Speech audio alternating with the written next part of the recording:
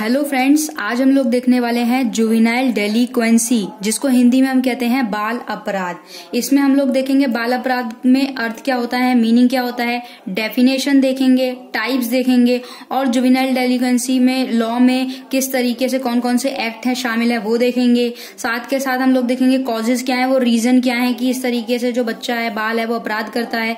उसके बाद हम लोग रेमेडी देखने वाले हैं और उसके बाद लास्ट वन हम देखने वाले हैं कि जुवेनाइल डेलिक्वेंसी इन इंडिया में उसकी क्या सिचुएशन है और कैसे वो वर्क करता है। तो चलिए शुरू करते हैं। सबसे पहले बात करेंगे मीनिंग की। तो जुवेनाइल डेलिक्वेंसी का मीनिंग ये होता है कि कोई भी ऐसा काम जो लॉ ने मना किया हुआ है, कोई एज जो है अपनी चिल्ड्रंस की प्रेस्क्राइब की हुई है एज लिमिट, इतनी एज लिमिट तक के अगर कोई भी बच्चा कोई ऐसा क्राइम करता है या इस तरीके का जो है एक्ट पाया जाता है, एक्ट करते हुए पाया जाता है, तो उसे जुवेनाइल डेलिक्वेंसी के अंडर में उसको कोर्ट भेजा जाएगा और जो भी होगा उसके बाद सारी चीजें आएंगी। उसमें देखते हैं डेफिनेशन क्या दी हुई है। डेफिनेशन दी हुई है पॉल टेपन ने, साइरल बर्ट ने, सिद्दीकी ने डेफिनेशन दी हुई है। वही सेम डेफिनेशन है कि defined when prohibited by law, जो चीज मना कर रखी है वो एक अप टू एज प्रेस्क्राइब कर रखी है, उस एज के बच्चे अगर ये सारी चीजें इस तरीके का अपराध करते हैं तो वो जुवेनाइल डेलिक्वेंसी के अंडर में आता है। अकॉर्डिंग टू साइरल बर्ट ने ये कहा कि children to be regarded technical, इस तरीके की कुछ एक्टिविटी करते हैं जो कि समाज में क्या है, एक तरीके से अराजकता और इस तरीके की चीजें फैलाते हैं, इस तरीके का कोई भी काम करते हैं कि उनके अगेंस्ट जो है एक ऑफिशियल एक्शन लेना पड़े, तो वो जुवेनाइल डेलिक्वेंसी में यानी कि बाल अपराध के अंतर्गत आता है।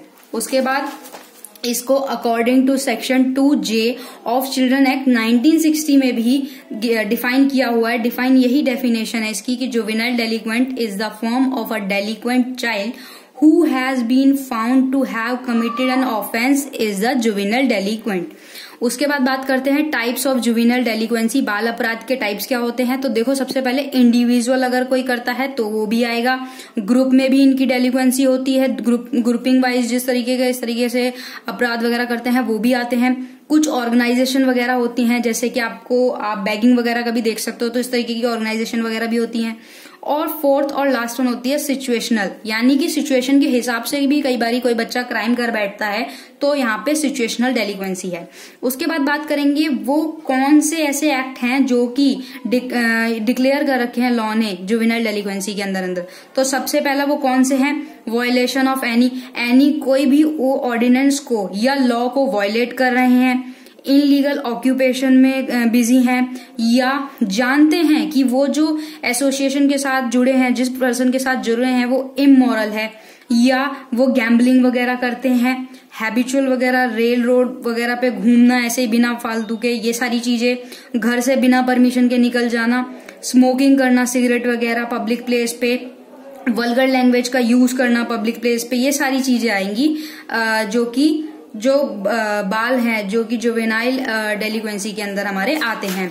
उसके बाद इनके मेन क्राइम कौन से होते हैं, मेन इनके क्राइम होते हैं जुवेनाइल डेलिक्वेंसी में थेफ्ट हो गया, पिक पॉकेटिंग वगैरह। देखते हैं ट्रेन वगैरह में जैसे छोटे बच्चे होते हैं वो जेब वगैरह वो कर देते हैं, पैसे वगैरह चोरी कर देते हैं, ब्रीच ऑफ पीस, शांति को भंग कर देते हैं, तो ये आएंगे। उसके बाद सीरियस टाइप के क्या है, हाउस ब्रेकिंग वगैरह कर देंगे, और कई बारी तो ऐसी सिचुएशन देखी है कि मर्डर वगैरह और ये सारी चीजें भी कर देते हैं, जो कि सीरियस और काफी हीनियस टाइप के क्राइम होते हैं। अब बात करते हैं कि कॉजेज क्या है, कि जुवेनाइल डेलिक्वेंसी के कॉजेज क्या है, बाल अपराध आखिर क्यों होता है, कौन कौन से कारण है। तो इसको क्लासिफिकेशन मैंने डिवाइड किया हुआ है। नंबर 1 है फैमिली कॉज, फैमिली का भी इसमें रोल होता है। नंबर 2 है बायोलॉजिकल, नंबर 3 है साइकोलॉजिकल, नंबर 4 है सोशो या कल्चर कॉज भी होता है कहीं ना कहीं।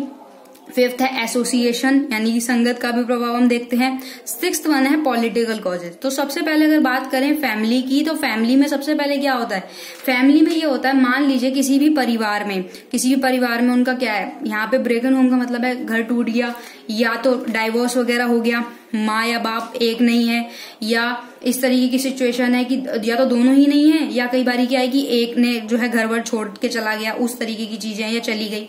दूसरा ये होता है इमोरल एटमोस्फेयर है, घर में क्या है अनैतिकता का वातावरण चारों तरफ रहता है, 24 घंटे गाली गलोच मारपीट ये सारी चीजें होती रहती हैं, तो ये भी बाल अपराध को एक तरीके से बढ़ावा देता है। या क्या नेग्लेक्टेड बाय पेरेंट्स, कुछ बच्चों को देखा गया है कि उनको माँ बाप का प्यार नहीं मिलता, वंचित रह जाते हैं वो माँ बाप के प्यार से, तो वो भी उन्हें कहीं ना कहीं क्या तरीका है, बाल अपराध की तरफ उनको घेरता है। दूसरा ये होता है फाइनेंशियल। अब फाइनेंशियल में भी क्या है, फाइनेंशियल में भी इस तरीके की चीजें हैं। मान लीजिए कि फाइनेंशियल में फोर्थ पॉइंट रह गया हमारा अनवांटेड चाइल्ड। कैसे है कि मान लीजिए कोई बच्चे को पेरेंट्स करना नहीं चाहते नहीं थे, फिर भी वो बच्चा हो, तो उस बच्चे से उतना लगाव नहीं रहेगा, पेरेंट्स को उतने अच्छे तरीके से वो स्नेह नहीं करेंगे, उससे बातचीत नहीं करेंगे, तो वो बच्चा, ऐसा बच्चा क्या होगा, बाल अपराध की तरफ जाएगा। फाइनेंशियल की बात करते हैं। मान लीजिए भाई कोई बच्चा है, अब उसको क्या है, उसके फैमिली की फाइनेंशियल सिचुएशन उतनी अच्छी नहीं है, वो देखता है कि घर में पैसे की तंगी है, इस तरीके की कोई भी चीजें हैं, तो वो क्या करेगा, चोरी करने लगेगा। धीरे धीरे चोरी करते करते फिर कई बार ऐसी भी चीज होगी, चोरी करते करते वो किसी का कुछ भी कर सकता है, इनस क्राइम भी तक भी कर सकता है। तो फाइनेंशियल रीजन भी एक यहाँ पे देखने को मिलता है। इससे जुड़ा हुआ एक ये है कि पॉवर्टी भी होती है, कई बार गरीबी भी होती है, और गरीबी भी क्राइम करने पे मजबूर करती है। उसके बाद बात करते हैं कि फैमिली में भी कई बार देखा गया है कि फैमिली में क्या है, फैमिली में मान लीजिए कोई क्रिमिनल है, क्रिमिनलिटी इन फैमिली है, फैमिली में कोई क्रिमिनल है, तो बच्चा ऐसे में क्या होगा, बच्चा ऐसे में क्रिमिनल ही बनेगा, बच्चा ऐसे में अपराध की तरफ ही जाएगा। तो ये एक तरीके से फैमिली कॉजेज होते हैं। हाँ, उसके बाद सेकंड कॉज आता है आपका बायोलॉजिकल में क्या कॉज होते हैं, बायोलॉजिकल में ये होते हैं, मान लीजिए कोई बच्चा ना जन्म से या तो काला है, अंधा है, लंगड़ा है, लूला है, इस तरीके की चीजें हैं। तो इस तरीके की चीजों में क्या होगा, जब वो इस तरीके की चीजें हैं तो उस बच्चे को ना हीन भावना होगी, लोग बाग उससे दूर दूर हटेंगे, तो उसको ना उसके अंदर से एक जेलेसी वाली, एक फ्रस्ट्रेशन वाला लेवल होगा, और जब वो फ्रस्ट्रेशन और जेलेसी वाला लेवल होगा तो वो बच्चा सही रास्ते पे नहीं जाएगा, वो बच्चा बाल अपराध की तरफ ही जाएगा। उसी के तरीके से सेम है साइकोलॉजिकल कोज, बायोलॉजिकल और साइकोलॉजिकल सेम ही है एक तरीके से।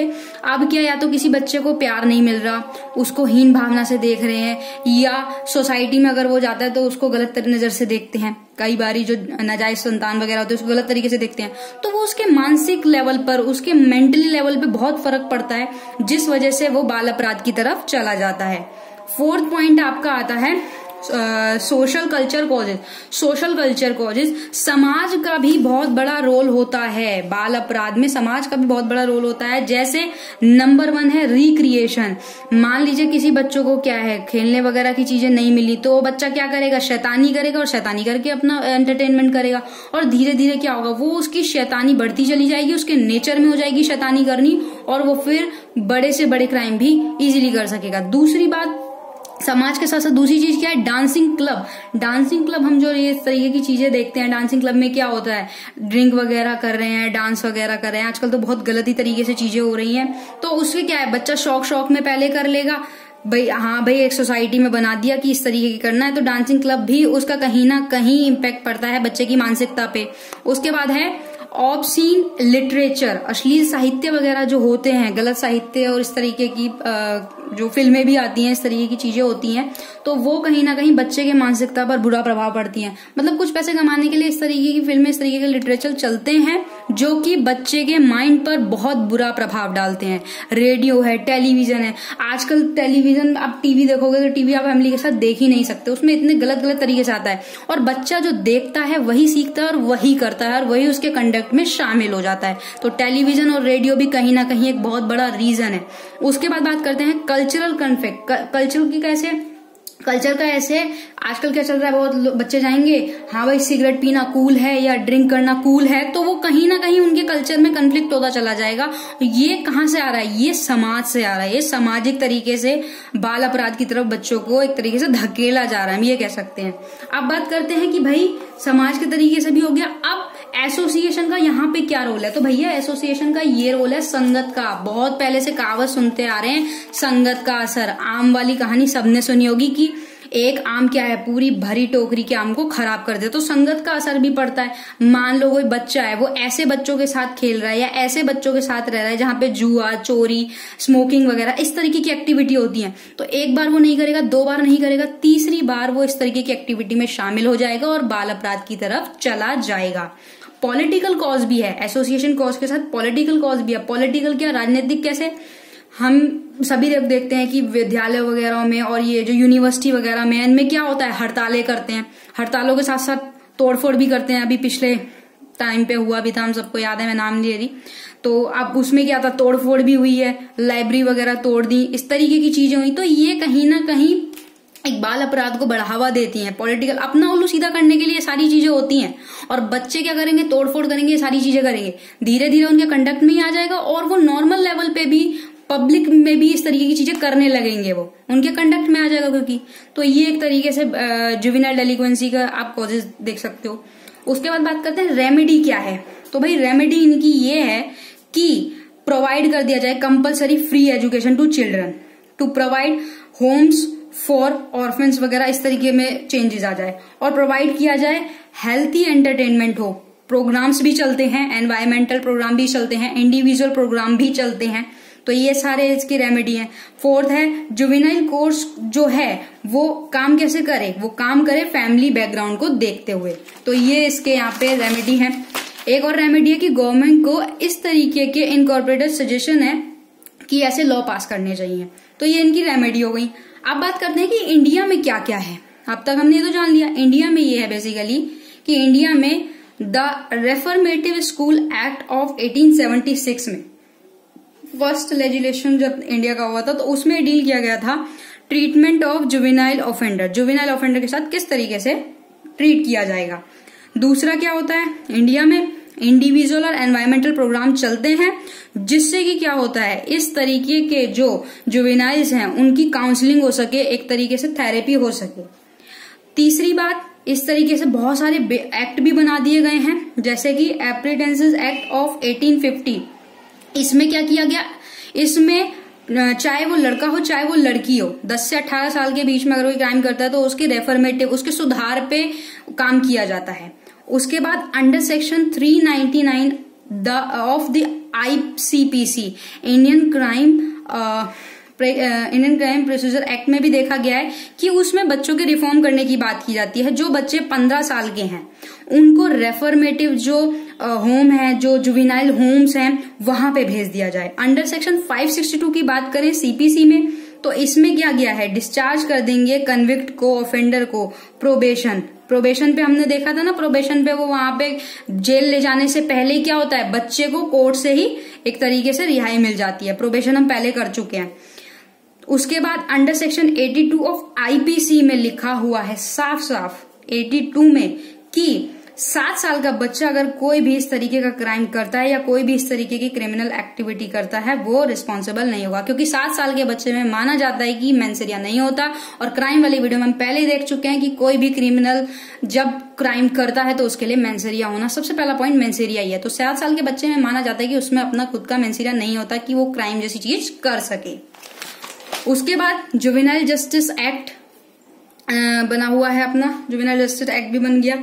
उसके बाद जिसमें आपको ये देखने को मिलता है जुवेनाइल जस्टिस एक्ट के बाद care and protection of children act 2000 भी बन गया।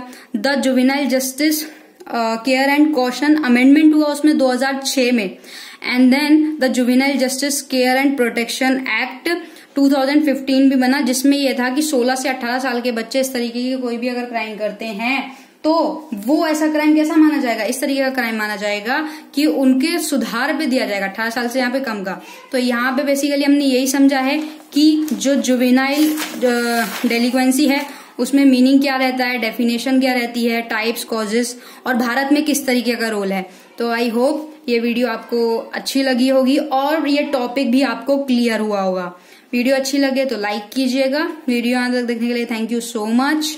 शेयर कीजिए और चैनल को अगर आपने अभी तक सब्सक्राइब नहीं किया है तो सब्सक्राइब करके बेल आइकन प्रेस कर दीजिएगा।